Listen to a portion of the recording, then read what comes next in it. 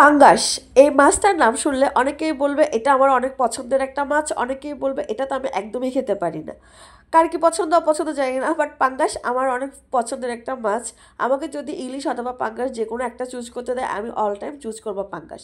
আসসালামু আলাইকুম, welcome to my another video. আশা করবো সবাই ভালো আছেন। আজকে আপনাদের সাথে শেয়ার করব আমার খুবই পছন্দের একটা মাছ পাঙ্গাস, এই মাছটার রেসিপি। তো চলেন আপনাদের সাথে আজকে আমি আমার এই পছন্দের মাছটার রেসিপি শেয়ার করি।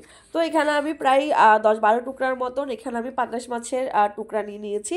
এটাকে আমি ভালো করে লেবু, ভিনেগার, হলুদ, লবণ দিয়ে ভালো করে এটাকে আমি ধুয়ে নিয়েছি। পাঙ্গাসে নাকি একটা স্মেল থাকে, বাট আমি বলবো আপনারা একটু ভিনেগার দিয়ে, একটু লেবুর রস দিয়ে, একটু লবণ দিয়ে ভালো করে মাছটা ধুয়ে দেখবেন।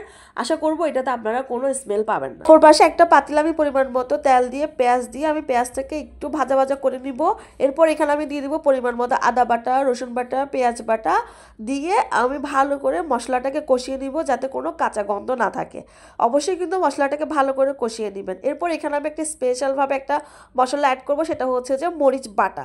আজকে আমি মরিচটাকে একটু বেটে দিয়েছি, এতে করে খুব ভালোভাবে মশলাটা কিন্তু ঘন ঘন হবে, আর এটা দেখতেও সুন্দর লাগবে, খেতেও ভালো লাগবে। এরপর এখানে আমি দিয়ে দিব 2 চামচের মতন হলুদের গুঁড়ি, 1 চামচের মতন হচ্ছে জিরার গুঁড়ি, 1 চামচ হচ্ছে ধনে গুঁড়া দিয়ে আমি পরিমাণ মতো পানি দিয়ে মশলাটাকে একদম ভালো করে কষিয়ে নিব। মশলা যত কষাবেন রান্না কিন্তু আপনার তত ভালো হবে। এরপর এখানে আমি দিয়ে দিব পরিমাণ মতো লবণ। লবণটা দিয়ে আমি ভালো করে এটাকে তেল না ওঠা পর্যন্ত আমি মশলাটাকে ভালো করে কষিয়ে নিব। যতক্ষণ পর্যন্ত তেল না উঠবে মশলাটা কষাবেন। তো মশলাটা ভালো করে কষানো হয়ে গেলে এখানে আমি দিয়ে দিব আমার মাছগুলা দিয়ে আমি একটু ভালো করে একটু নাড়াচাড়া দিয়ে আমি ঢাকনা দিয়ে রেখে দিব, যাতে করে মশলাটা ভালো করে মাছের ভিতরে ঢুকে।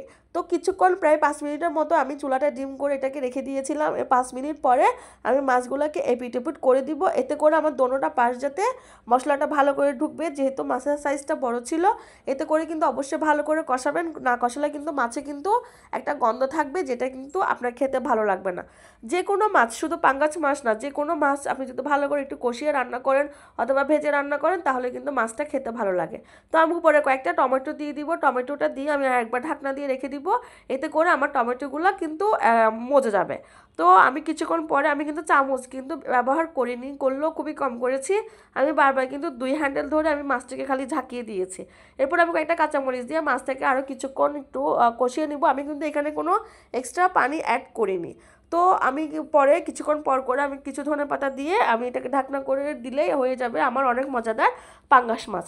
যারা কিনা পাঙ্গাস মাছ পছন্দ করেন না, আমি বলবো আপনারা একটু মাছটা একটু ভালো করে লবণ, ভিনেগার, তারপর হচ্ছে যে হলুদের গুঁড়ি দিয়ে মাখিয়ে কিছুক্ষণ রেখে এরপরে ওয়াশ করে নেবেন, এতে করে কিন্তু মাছে কোনো স্মেল পাবেন না।